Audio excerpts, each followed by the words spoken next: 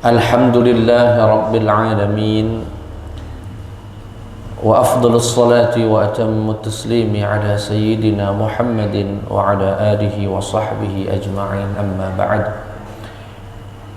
Jamaah hilir mengaji yang dirahmati dan dimuliakan oleh Allah Subhanahu wa taala. Alhamdulillah, di malam hari ini kembali kita bisa berkumpul di taman surganya Allah Subhanahu wa taala. Semoga kelak kita kembali dikumpulkan Allah di taman surganya bersama Nabi kita semua, Nabi Muhammad sallallahu alaihi wasallam. Amin ya rabbal alamin. Salawat beriring salam terlimpah curahkan kepada suri tauladan kita, pemberi syafaat kita, Nabi besar Muhammad sallallahu alaihi wasallam. Semoga kita betul-betul bisa menjadikan Nabi Muhammad sebagai uswatun hasanah dalam kehidupan kita, baik dalam pribadi, saat di rumah sama keluarga, bermasyarakat, dimanapun. Semoga akhlak-akhlak Nabi, adab-adab Nabi Muhammad bisa juga kita amalkan. Amin ya rabbal alamin. Sebelum memulai, kembali kita semua kirimkan Al-Fatihah buat keluarga kita, saudara kita yang berada di Palestina, khususnya di Gaza yang sedang menghadapi blokade, ya, yang sedang terancam nyawa, harta mereka. Semoga Al-Fatihah yang kita kirimkan ini ya dikabulkan oleh Allah Subhanahu wa taala. Dengan niat Allah berikan pertolongan, perlindungan, harta, nyawa, anak-anak mereka, tanah air mereka, dan Allah berikan kekuatan kepada para mujahidin, kaum muslimin, bi barakati hadzal majlis wa suratil Fatihah. A'udzu billahi minasyaitonir rajim. Bismillahirrahmanirrahim. Alhamdulillahi rabbil alamin. Arrahmanir rahim. Maliki yaumiddin. Iyyaka na'budu wa iyyaka nasta'in. Ihdinas siratal mustaqim. Siratal ladzina an'amta 'alaihim ghairil maghdubi 'alaihim waladdallin. Amin. Kita lanjutkan kajian kita, dan ini sesi yang ketiga, menyampaikan, menjelaskan tentang keistimewaan Al-Quranul Karim. Dua pertemuan yang lalu kita sudah jelaskan begitu banyak kemuliaan, ya, keutamaan yang Allah berikan kepada seseorang karena berkahnya Al-Quran. Saking banyaknya sampai 3 pertemuan, ya, dan ini pertemuan yang insya Allah yang terakhir. Apa itu?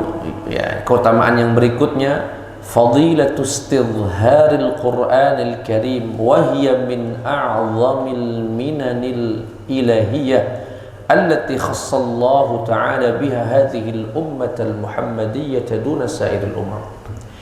Keutamaan menghafal Al-Qur'anul Karim, dan ini merupakan salah satu karunia yang sangat besar yang Allah khususkan untuk umat ini dibandingkan umat-umat terdahulu.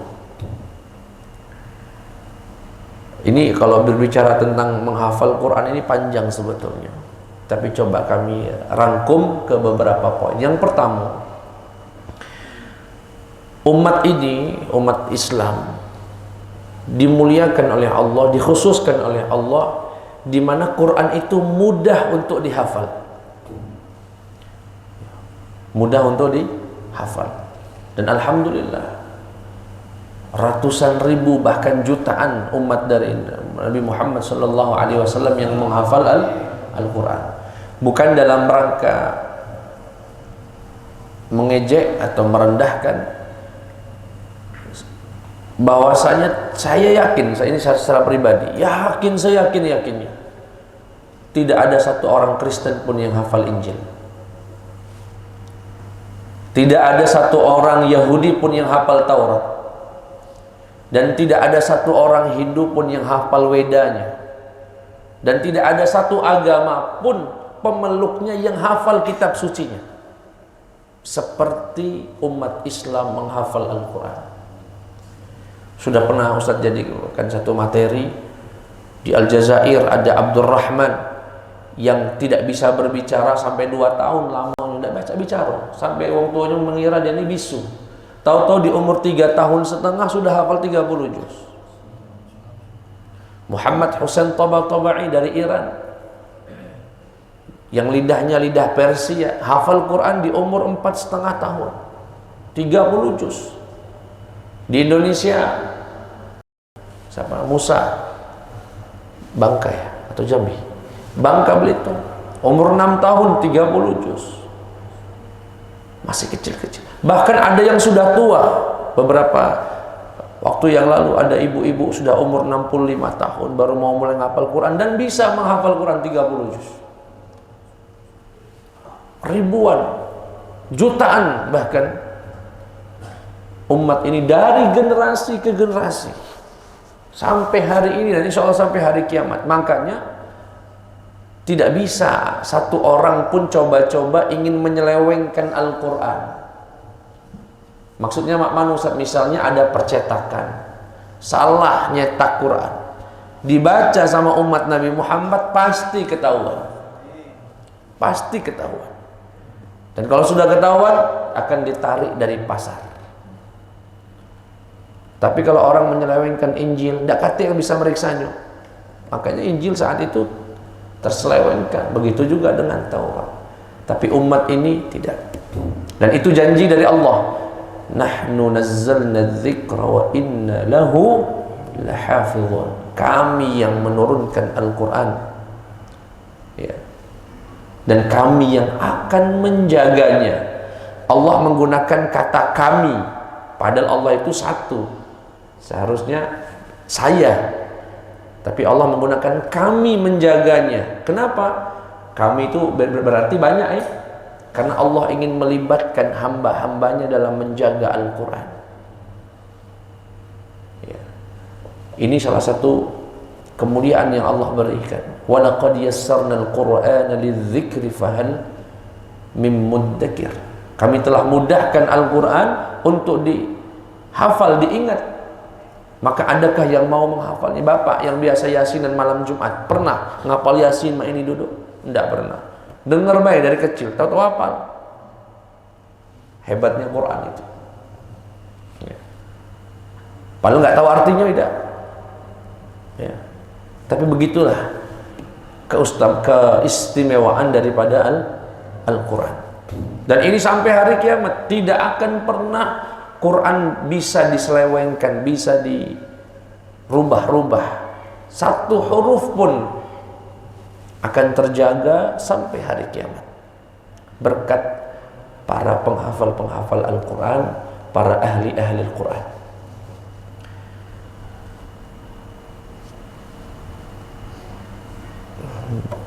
Ini saya ada satu hadis sangat panjang, kami ambil saja di ujungnya. Wa anzaltu 'alaika kitaban, dan kami turunkan kepadamu ya Muhammad suatu kitab la yaghsiluhul ma, yang tidak akan luntur dengan air, taqra'uhu na'iman wa yaqdhana, kamu membacanya dalam keadaan tidur dan dalam keadaan terjaga. Jadi Quran itu bisa dibaca dalam keadaan tidur, dalam keadaan terjaga. Di sini banyak tafsirannya, Pak. Ada yang mengatakan bahwasanya umat Nabi Muhammad ini senang membaca Quran sebelum tidur. Ada yang baca Tabarok, ada yang baca ayat kursi, ada yang baca Al-Kafirun, ada yang baca Waqi'ah, ada yang baca Yasin, ada yang baca surat yang dihafal. Dan itu tidak dilakukan oleh umat sebelum umat Nabi Muhammad. Ada yang menafsirkannya begitu. Ada yang menafsirkannya apa adanya, di mana Quran itu memang bisa dibaca dalam keadaan tidur. Pernah melihat video seorang penghafal Al-Quran yang mengalami kecelakaan, kemudian diinfus, diopname, tidak sadarkan diri, tapi lisannya terus baca Quran, terus baca Quran. Bahkan saya pernah mendengar penjelasan dari Habib Umar bin Hafidh bahwasanya orang yang hafal Quran atau yang memurojaah Quran, hafal Quran ini bisa artinya 30 juz atau dia hafal beberapa surat misalnya, kemudian dia baca sebelum tidur misalnya, Tabarakalladzi biyadihi mulku wa huwa ala kulli syai'. Tahu-tahu ketiduran, itu katanya rohnya lanjut membaca. Itu salah satu tafsiran daripada, artinya ruh alam bawah sadarnya itu masih mengulang-ulang. Saya kadang-kadang doa ataupun Quran kalau lagi pernah ketiduran tapi mulut itu masih gerak. Pernah saya mimpin doa waktu itu, ketiduran Pak, saking ngantuknya Pak ya. Tapi masih berbunyi, masih amin amin. Saya bohong. Rabbana la tapi mulutnya ba'da idza hadaitana. Saya sudah tidur, yang tahu tidur cuma saya. Begitu. Sampai mana tadi itu? Tapi masih amin di belakang, amin amin. Padahal kita lah tidur. Subhanallah. Itu yang disebut Nabi taqra'uhu na'iman wa yaqdhana. Kamu membacanya, ini kata Allah dalam hadis qudsi, membacanya dalam keadaan tidur dan dalam keadaan terjaga. Anak-anak dulu kalau di pondok Pak ya, sampai gini-gini ngapal Quran sampai tidur dia. Insya Allah terjaga hafalan Qurannya itu, meski dia dalam kondisi tidur. Dan itu tidak akan didapatkan kecuali di Al-Quranul Karim.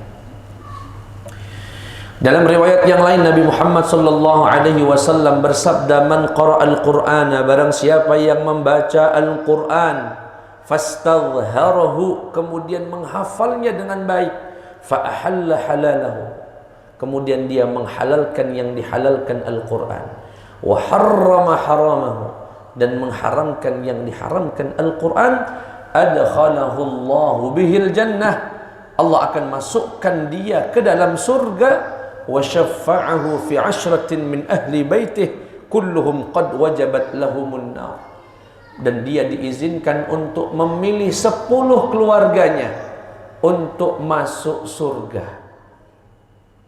yang mana 10 orang yang dipilih itu sebetulnya sudah layak masuk neraka. Nanti dalam satu kesempatan saya akan coba sih, kalau Allah izinkan Pak ya. Syafaat itu maknanya banyak Pak, minimal ada 7. Kita sering mendengar kalimat semoga dapat syafaat, semoga dapat syafaat. Apa arti syafaat itu? Ada 7. Syafaat itu maknanya ada yang menyebutkan syafaat. Yang pertama, syafaat itu adalah menyelamatkan orang dari padang mahsyar, yang dari padang mahsyar pindah ke fase untuk dihisab sama Allah. Itu syafaat juga. Ada syafaat itu untuk naikkan derajat di surga. Uang lah masuk surga, dapat syafaat lagi, naik derajatnya. Ini syafaat menaikkan derajat orang di surga biar tambah masuk, biar tambah tinggi derajatnya. Itu syafaat juga. Yang ketiga, syafaat itu adalah membatalkan orang atau menyelamatkan orang yang sudah di neraka. Sudah di neraka, sudah merasakan azab, tahu-tahu ada penduduk surga yang ngenjuk syafaat, masuk dia surga, tapi sudah merasakan. Itu juga makna syafaat. Nah, syafaat yang ini orang sudah dihisab sama Allah. Begitu dihisab, amal jahatnya lebih banyak daripada amal baiknya. Distempel ahlun nar, ahli neraka. Begitu digiring nak masuk neraka, tahu-tahu ada anaknya atau ponakannya ngomong, "Ya Rabb, aku telah menghafal Quran. Kuhalalkan apa yang kau halalkan, kuharamkan apa yang kau haramkan. Dan engkau berjanji melalui lisan nabimu, aku diizinkan untuk memilih 10 keluargaku yang harusnya masuk neraka jadi masuk surga. Silahkan memilih." Memilih keluarga yang sudah digiring mau masuk neraka ini Pak. Kata Nabi, kulluhum, semuanya qad wajabat lahumun nar. Semuanya sudah mantap tetap distempel masuk neraka. Tapi gara-gara ada ponaannya. Makanya ini penting Pak, ini pesan saya yang ingin kami sampaikan. Kalau ada anggota keluarga kita yang sedang menghafal Quran, sedang belajar Quran, meski bukan anak kandung kita, bapak punya rezeki, bantu Pak. Kalau bapak dipilih dia kaget. Kadang-kadang kan anak ponaan ini biarlah bapaknya juga mampu misalnya. Enggak. Tunjukkan rasa bahagia kita. Ya. Saya dulu punya kenalan seorang jamaah mengadakan syukuran hafalan Quran, saya kira buat anaknya, buat ponaan dari istrinya. Ya artinya tidak ada nyambung sebetulnya dari sisi kekerabatan, tapi karena dia senang punya saudara keluarga yang menghafal Quran, dia ikut bahagia. Ya, salah satu harapannya kan suruh 10 Pak. Lah kalau keluarganya 100, kira-kira apa alasan dia milih ini? Ya insya Allah salah satunya siapa yang peduli sama dia dulu. Jadi kalau ada ponaannya lagi mondok di pondok pesantren, bapak punya rezeki, ikut nitip sama wong tuanya, titip buat ponaan. Ya. Atau kalau dia lagi pulang atau nak berangkat, salami dia, unjuk dia sesuatu, baju, belikan dia sesuatu, baju, sarung, uang dan sebagainya. Kenapa? Kalau kita ini na'udzubillah min ahlin nar, lalu ditarik oleh salah satu keluarga kita yang hafal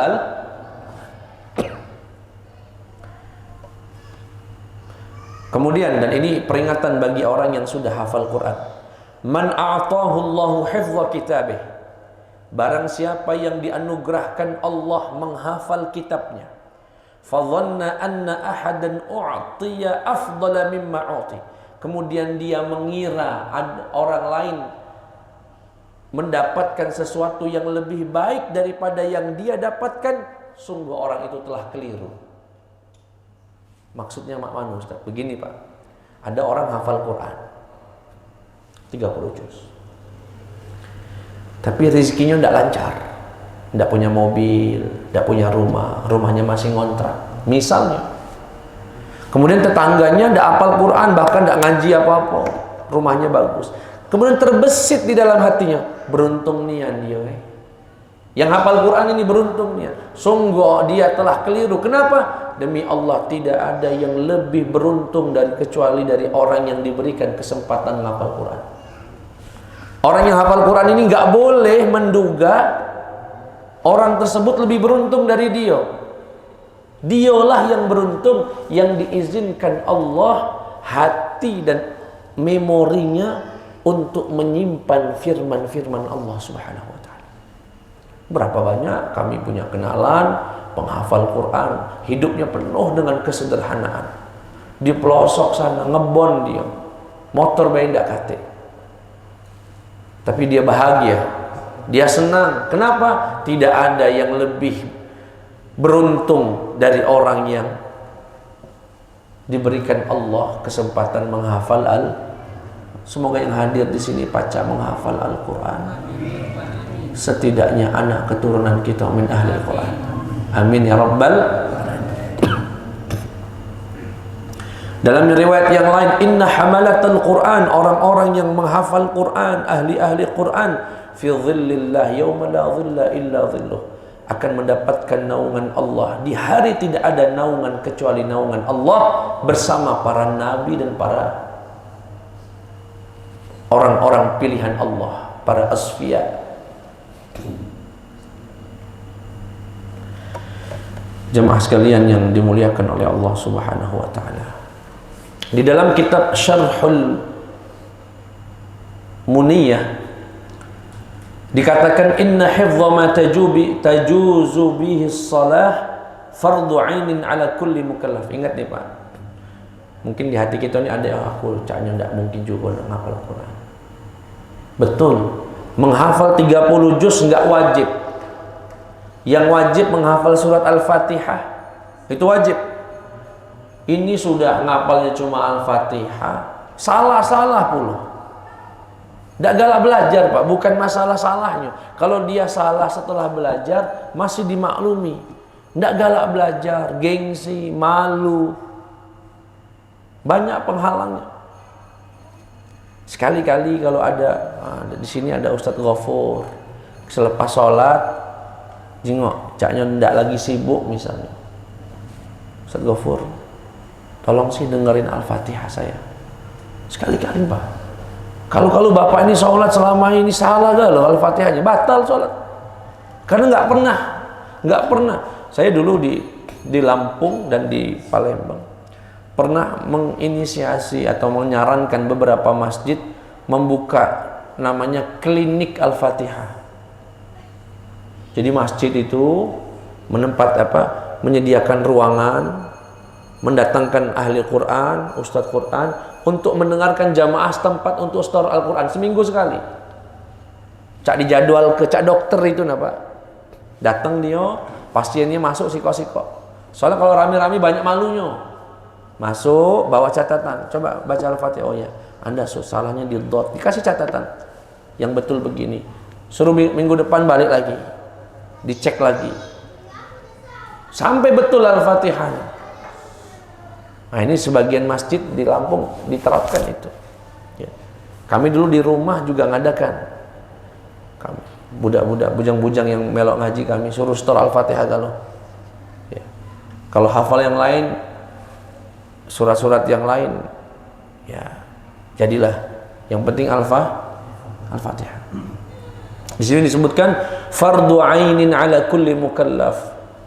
Membaca atau menghafal yang dipakai dalam sholat merupakan wajib pada setiap mukallaf, pada setiap muslim yang wajib sholat. Menghafal Al-Fatihah dan menghafal satu surat, kulhu misalnya, ya, dan lain sebagainya. Kalau menghafal seluruh Al-Quran, hukumnya fardu kifayah. Minimal satu kampung itu ada penghafal Qurannya, Pak. Ya.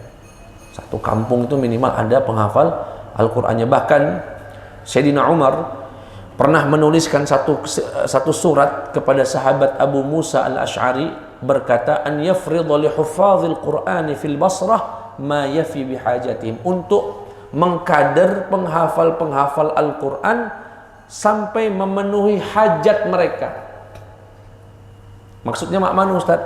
Seperti gubernur Jawa Barat mantan ya, kalau tidak salah, Pak Ridwan Kamil itu punya program satu masjid satu penghafal Quran atau satu kampung. Itu niru pendapatnya sahabat Umar. Umar itu pernah ngirim surat ke sahabat yang ada di Basrah, di Irak, namanya sahabat Abu Musa al-Ash'ari, tolong dikader para penghafal Quran sesuai kebutuhan. Maksudnya kebutuhan itu ya, kalau ada 10 masjid, siapkan 10 penghafal Quran. Kalau ada 1000 masjid, siapkan 1000 kampung, siapkan. Itu di Jawa Barat, itu lagi diprogramkan setiap desa satu penghafal Quran. Diprogramkan Pak. Jadi nanti RT-nya atau Pak Lurahnya mencari di desa itu siapa yang punya potensi, anaknya pintar, kaget dilapor dikasih beasiswa, suruh mondok ngapal Quran, dikasih biayanya. Wah itu hebat itu.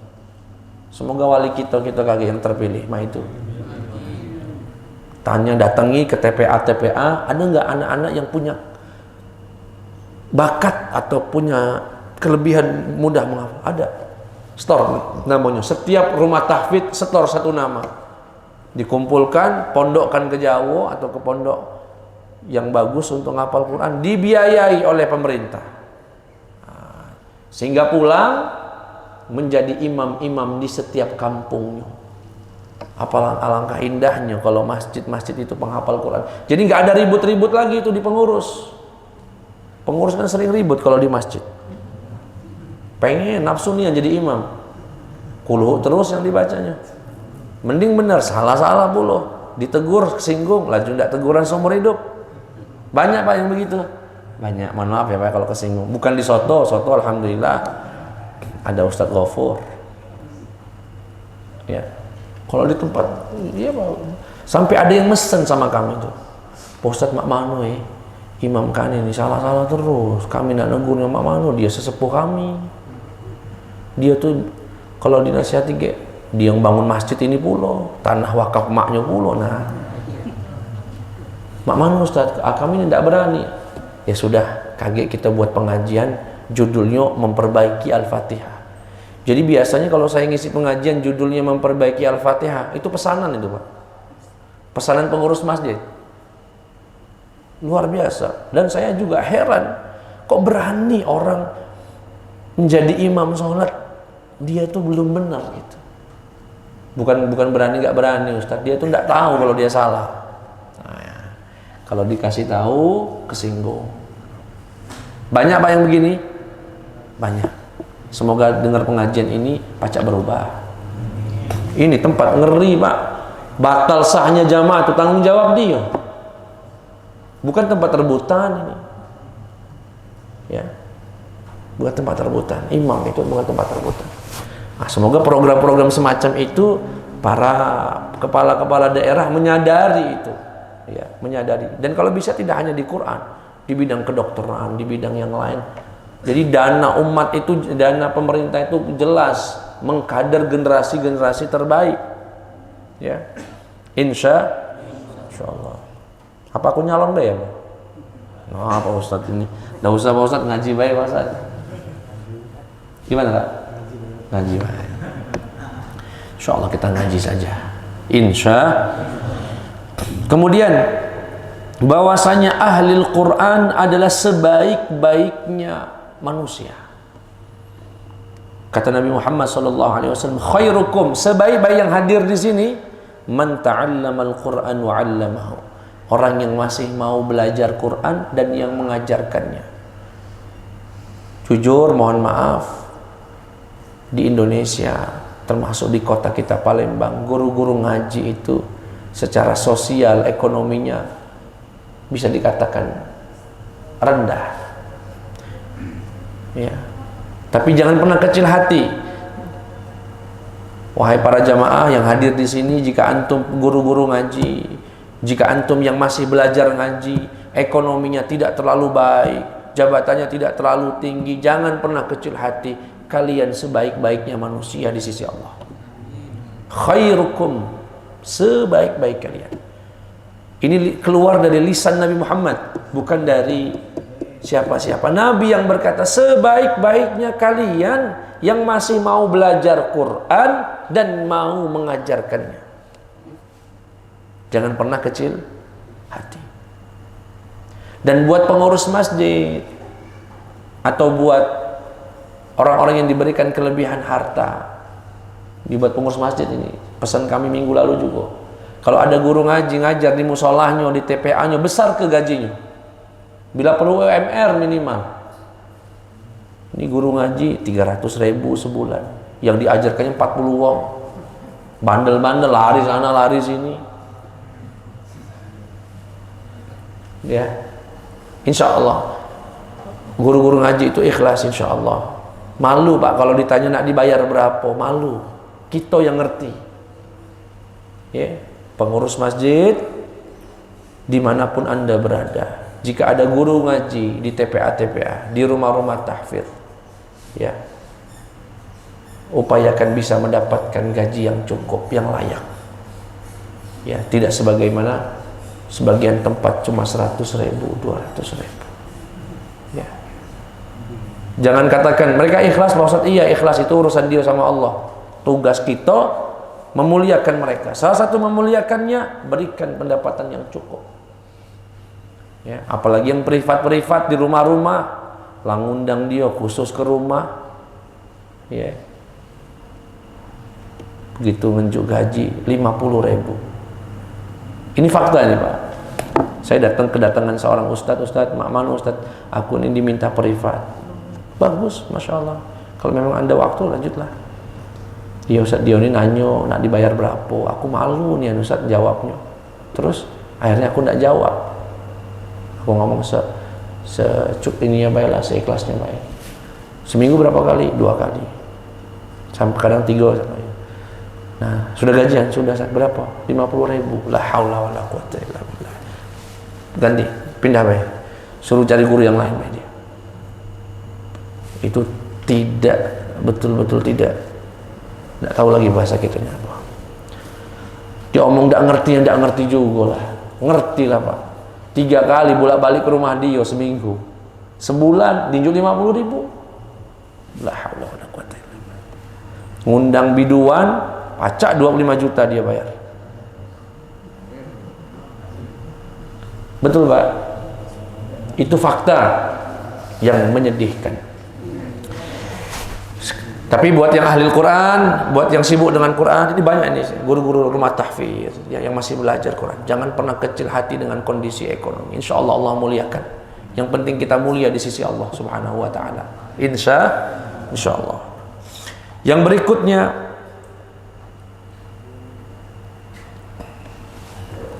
ya nih saya bacakan hadis lagi.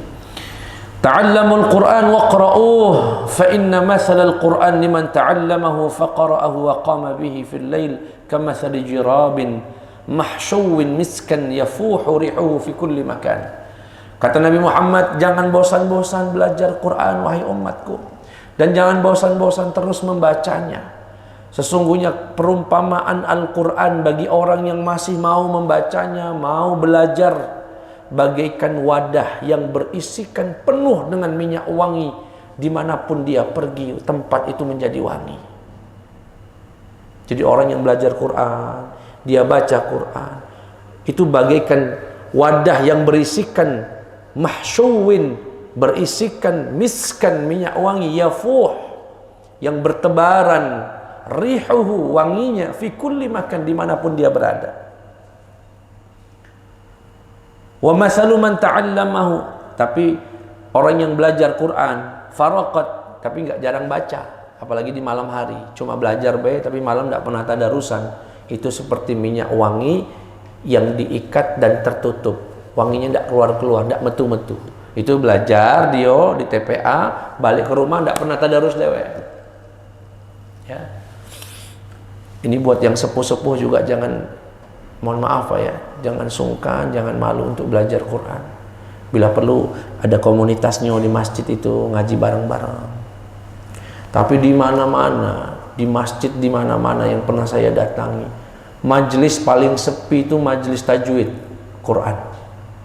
Di mana-mana, yang pengurusnya lah semangat, lah datang ke guru yang hebat, yang datang 2, 3, sampai tidak ada yang ikut dan seterusnya, akhirnya bubar.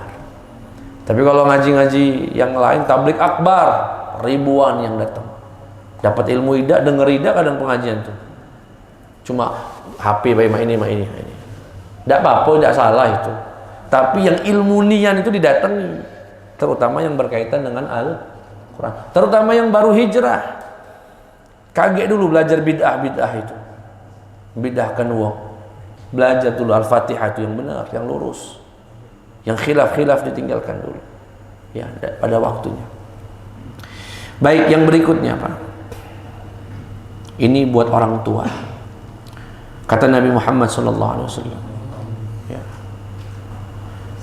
Atau kata Sayyid Muhammad ya. Ini perkataan beliau, bukan hadis. Anna man 'allama waladahul Qur'an. Orang tua yang mengajarkan anaknya Al-Quran, faqad haza khairan 'aziman la yusawihi khair, sungguh telah mendapatkan kebaikan yang tidak ada tandingannya. Wa nala ajran kariman la yuwazihi ajrun, mendapatkan ganjaran yang mulia tidak ada tandingannya. Ini buat orang tua yang mengajarkan anaknya Al-Quran. Jujur Pak ya, kadang-kadang kita ini orang tua sepenuhnya dititipkan ke TPA, padahal untuk hal-hal yang mudah orang tua yang pertama kali ngajarkan. Minimal alif bata, masa tidak bisa kita ngajar alif bata ya, pengenalan, menghafalkan Al-Fatihah, ngajarkan baca bismillah dan sebagainya. Yang ringan-ringan upayakan itu dari orang tua. Yang agak mendalam-mendalam, kalau kita tidak punya ilmunya, baru kita titipkan kepada guru-guru. Disebutkan dalam satu riwayat, walaupun hadisnya ini lemah, tidak apa-apa sebagai motivasi kita. Addibu auladakum ala thalathi khisal. Wahai orang tua, ajarkan anak-anak kalian 3 akhlak yang baik. 3 sifat yang baik. Apa itu? Hubbi nabiyikum, ajarkan mereka cinta kepada Nabi Muhammad. Wa hubbi ali baitih, mencintai keluarga Nabi Muhammad. Para habaib kita cintai semua. Wa qiraatil Quran, dan ajari mereka baca Al-Quran. Fa inna hamalatal Quran, sesungguhnya para penghafal Al-Quran, fi dhillillahi yauma la dhilla illa dhilluh ma'a anbiya'ihi wa asfiyaihi, akan berada di naungan Allah bersama para nabi dan orang-orang pilihan. Dalam riwayat yang lain, Nabi Muhammad sallallahu alaihi wasallam bersabda, "Man 'allama ibnahu al-Qur'ana nadharan", orang tua yang mengajarkan anaknya Al-Quran dengan melihat Al-Quran, artinya mengajarkan Quran sambil melihat Al-Quran. Ghufira lahu ma taqaddama min dhanbihi wa ma ta'akhkhar, Allah akan ampuni dosa yang telah lalu dan yang akan datang. Wa man 'allamahu iyyahu zahiran 'an dhahri qalbih, dan barang siapa yang mengajarkan anaknya melalui hafalannya, tidak melihat Quran. Ayo nak, bismillah, bismillahirrahmanirrahim, alhamdulillah, tidak tanpa Quran.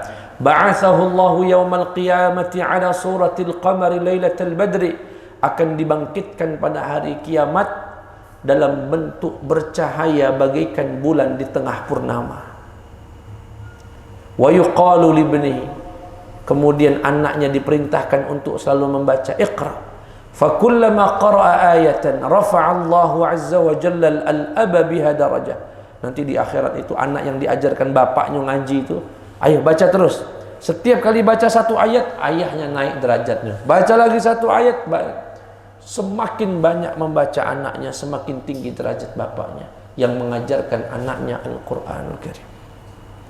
Masya Allah. Semoga kita semua menjadi orang tua yang bisa mengajarkan Al-Quran kepada anak-anak kita. Amin ya Rabbal Alamin. Dalam riwayat yang lain, ma min rajulin yu'allimu waladahu al-Quran, tidak seorang pun mengajarkan anaknya Al-Quran fid dunya illa tuwija abuhu yaumal qiyamah bitajin minal fil jannah, akan diberikan mahkota bapaknya nanti pada hari kiamat dari mahkota yang berada di surga. Ya'rifu bihi ahlul jannati bi ta'limi waladihi al-Qur'ana fid dunya. Itu karena bapaknya rajin mengajarkan Al-Quran pada anaknya. Bapak yang bisa baca Yasin, yang hafal ayat kursi, yang hafal surat-surat pendek kulhu. Kalau bisa anak-anak menghafal surat-surat itu melalui lisan kita bapaknya, sebelum nanti mendalamnya melalui guru-guru kita, insya Allah.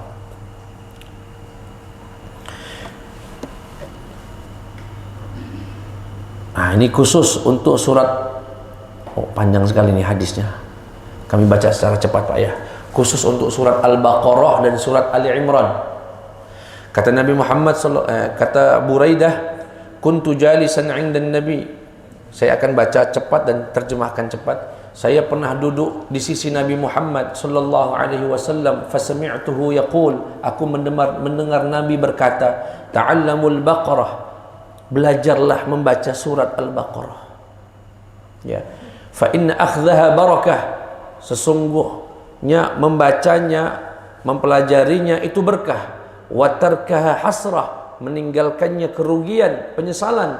Wala yastati'uha al-batalah, dan tidak akan bisa menghafal, membaca, mempelajari surat Al-Baqarah al-batalah.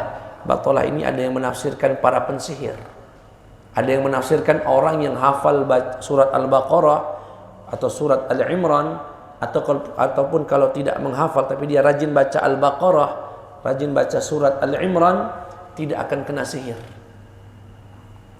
tidak akan kena sihir, selamat.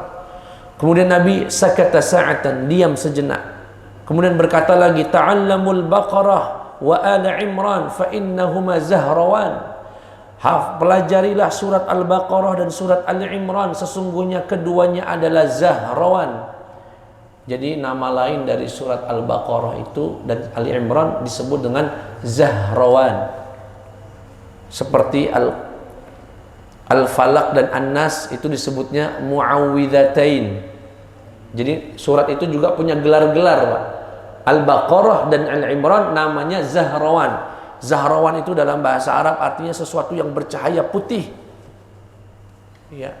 Kenapa disebut bercahaya putih, Ustaz? Begini kisahnya, Pak. Orang yang rajin baca surat Al-Baqarah, rajin baca surat Al-Imran, apalagi menghafalnya, maka dua surat itu yudhillani sahibahuma, akan memberikan naungan yaumal qiyamah.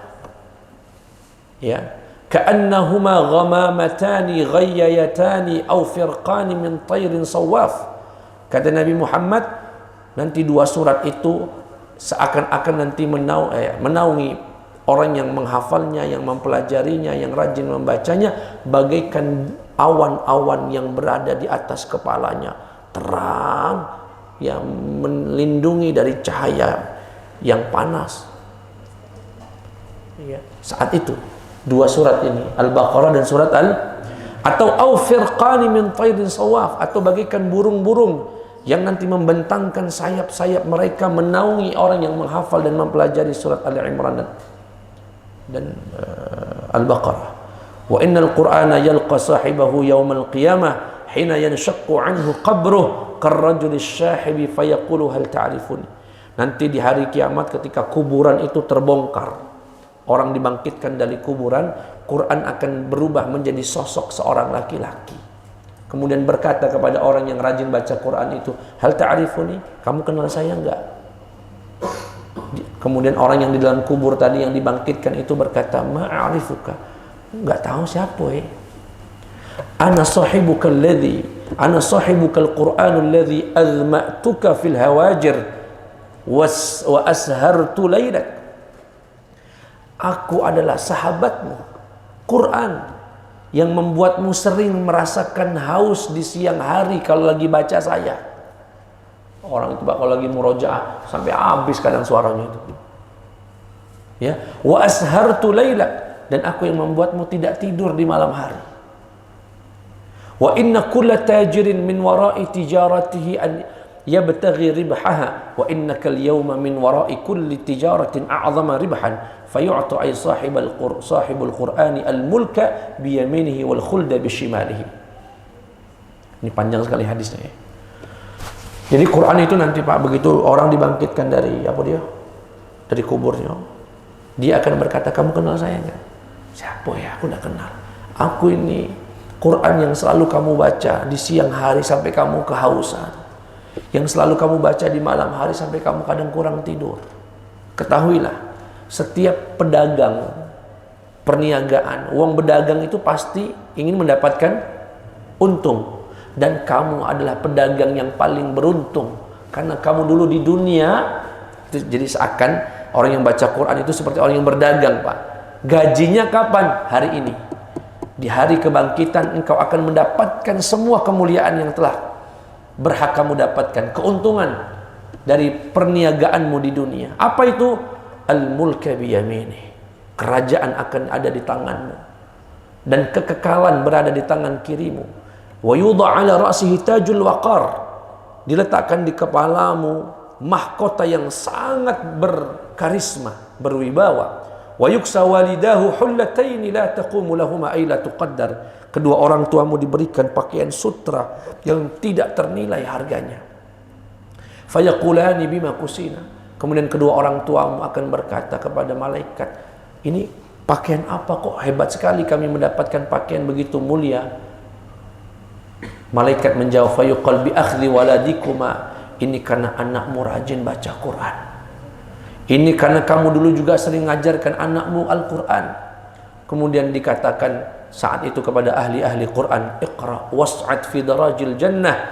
Terus baca Quran di surga nanti, agar derajatmu makin tinggi di surga. Fahuwa fi su'udin madama yaqra'u hadzan kana aw tartila. Dan dia terus derajatnya itu naik di surga terus gak habis-habis selama dia masih membaca Al-Quran secara hadzan, cepat, atau tartila, secara lambat. Intinya rajin-rajin baca Quran. Yang berikutnya nuzulus sakinah. wal malaikah liqiraatil Quran.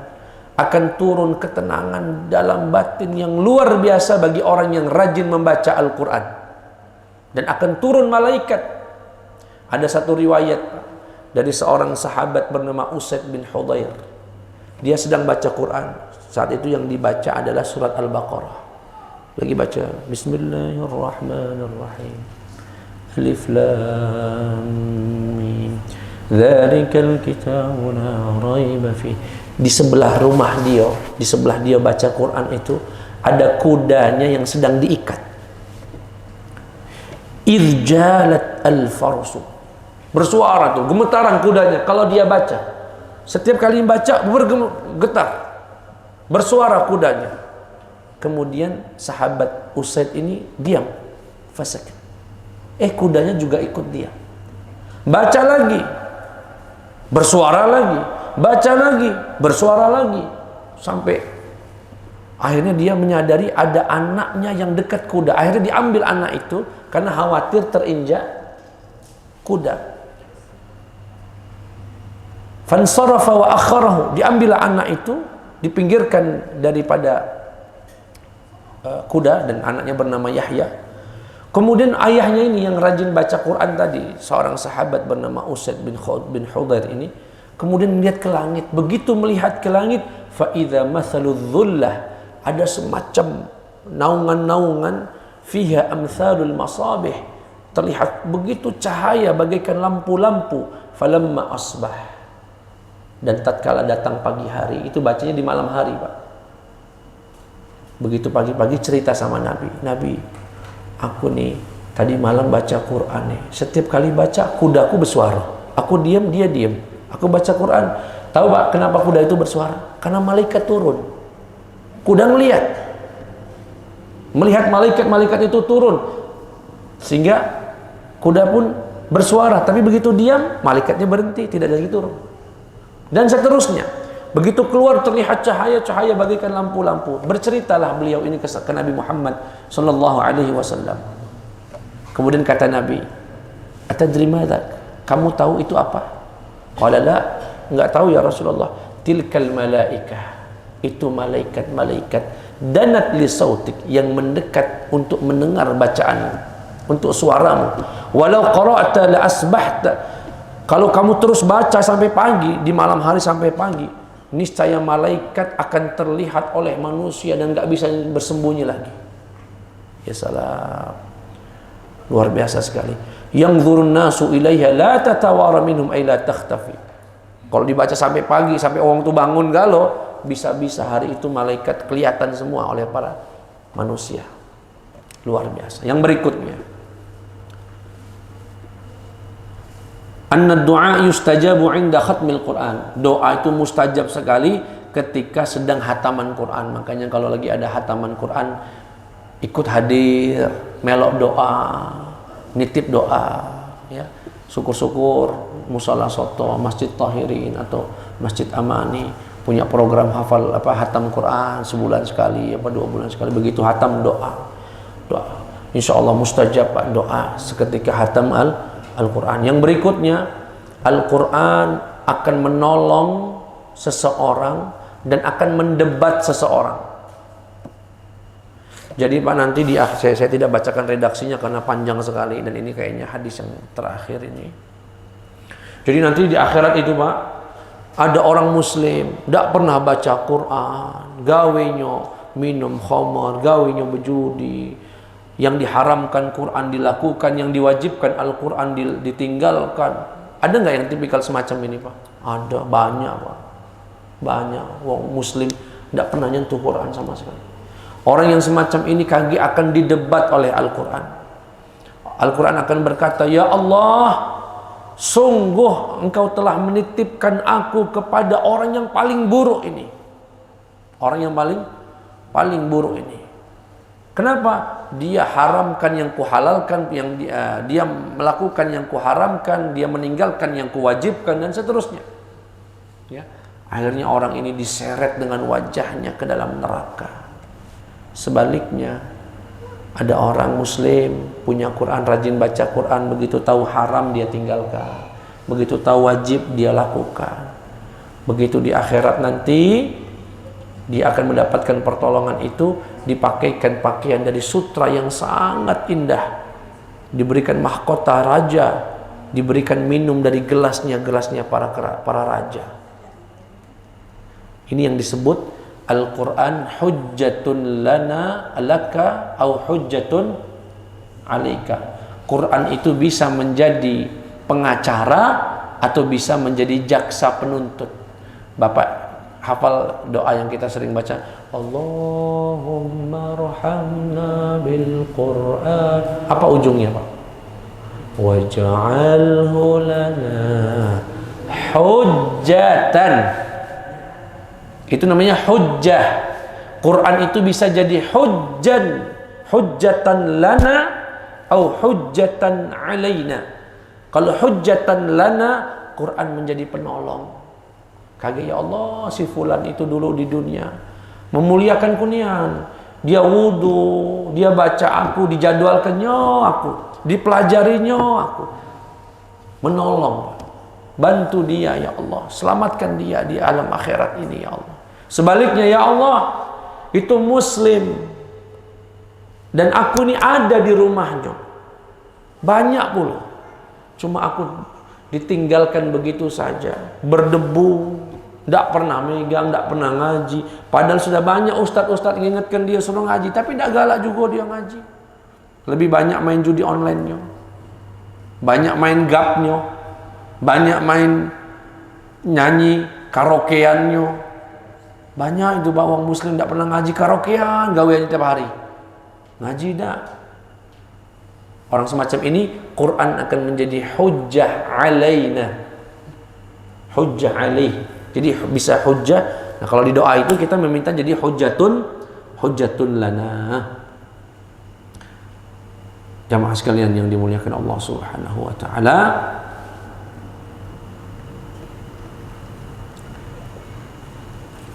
insyaallah cukup dengan itu. Semoga kita semua ini selesailah kita dengan atau saya tutup dengan ungkapan dari sahabat Abu Musa al-Ash'ari, sahabat Nabi yang dianggap ahli Quran. Beliau berkata, inna hadzal Quran kainun lakum ajra. Sesungguhnya Quran ini adalah sesuatu yang ada pahalanya, tetapi bisa juga jadi dosa. Quran ini bisa menyebabkan orang dapat pahala, tapi bisa juga menyebabkan orang dapat. Kapan mendapatkan pahala? Fattabi'ul Quran wa la yattabi'annakumul Quran. Ikutilah Al-Quran, maka dia jadi pahala. Jangan jadikan Quran mengikuti kamu, maka dia jadi dosa. Manittaba'al Quran amila bih. Barang siapa yang mengikuti arahan-arahan Quran, maka dia akan singgah dan menetap di dalam taman-taman surganya Allah. Tapi barang siapa yang Quran melo idio, paham Pak? Jadi ada muslim mengikuti arahan Quran, tapi ada juga muslim yang menjadikan Quran itu melo idio. Maksudnya nyari-nyari ayat untuk nyoblos dia misalnya. Jual ayat Pak, maksudnya itu Pak. Menjadikan Quran sebagai alat. Orang yang semacam ini akan dipecahkan tungkuknya. Kemudian setelah pecah dilemparkan ke neraka. Yang jual ayat-ayat Quran itu. Yang baca Quran tuh nyari-nyari manalah ya yang kira-kira pacak menang ke dia jual bar ini. Pakai ayat Quran untuk jadi Al-Quran disuruh tunduk hawa nafsu. Na'udzubillahi min dzalik. Semoga yang hadir di sini dianggap Allah sebagai ahli Al-Quran dan diberikan keturunan anak cucu keluarga yang min ahli Al-Quran. Allahumma ja'al Quran lana syafi'an yaumal qiyamah. Ya Allah, jadikan Quran sebagai pemberi syafaat kami yaumal qiyamah. Allahumma ja'al Quran hujjatan lana la alaina. Ya Allah, jadikan Quran sebagai pendukung kami, penolong kami. Dan jangan kau jadikan Quran sebagai hujjatan alaina, sebagai penuntut kami. Allahumma ya Allah, dari sisa hidup kami di dunia ini semoga manfaat untuk Al-Quran. Jadikan kami ya Allah, hati kami, pikiran kami li khidmatil Quran. Amin amin ya rabbal alamin. Ya Allah, jadikan kami orang-orang yang mencintai ahli Al-Quran. Wa sallallahu ala sayyidina Muhammad wa ala alihi wasallam. Bapak Ibu yang mungkin merasa aku nih Pak Ustadz caknya kecil kesempatan jadi ahli Al-Quran, misalnya bacaanku masih salah-salah, walaupun aku lah belajar Ustadz tapi masih salah-salah tuh lah. Mak mana Ustadz?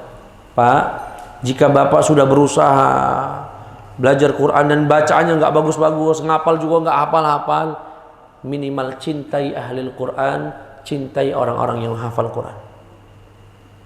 Insya Allah kalau kita tidak masuk surga melalui jalur Quran, kita masuk surga melalui jalur mencintai ahli Al-Quran. Insya Allah. Uhibbus salihina walastu minhum. La'alli uhibbus salihina walastu minhum.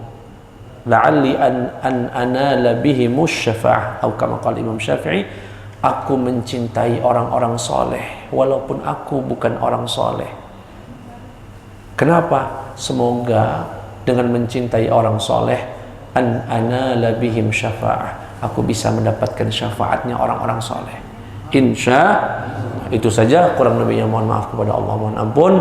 Subhanakallahumma wa bihamdika asyhadu an la ilaha illa anta astaghfiruka wa atubu ilaik. Wassalamualaikum warahmatullahi wabarakatuh.